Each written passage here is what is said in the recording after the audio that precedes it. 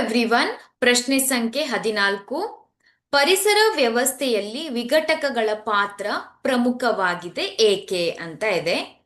ನೋಡಿ, ವಿಘಟಕರು ಬ್ಯಾಕ್ಟೀರಿಯಾಗಳನ್ನ ಹಾಗೆ ಶಿಲೀಂಧ್ರಗಳನ್ನ ನಾವು ವಿಘಟಕರು ಅಂತ ಕರಿತೇವೆ ಅಲ್ವಾ. ಇವುಗಳ ಪಾತ್ರ ಪ್ರಮುಖವಾಗಿದೆ ಏಕೆ?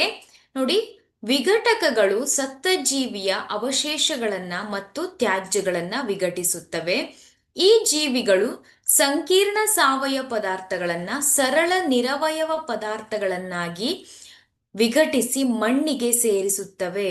ಈ ನಿರವಯವ ಪದಾರ್ಥಗಳು ಪುನಃ ಸಸ್ಯಗಳಿಂದ ಬಳಸಲ್ಪಡುತ್ತವೆ. ಹೀಗೆ ವಿಘಟಕಗಳು ಮಣ್ಣಿನಲ್ಲಿ ನೈಸರ್ಗಿಕ ಮರುಪೂರಣ ಪಡೆಯಲಿಕ್ಕೆ ಸಹಾಯ ಮಾಡುತ್ತವೆ.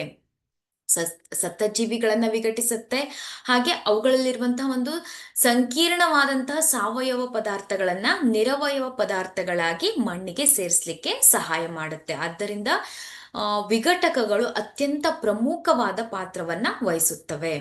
Thank you.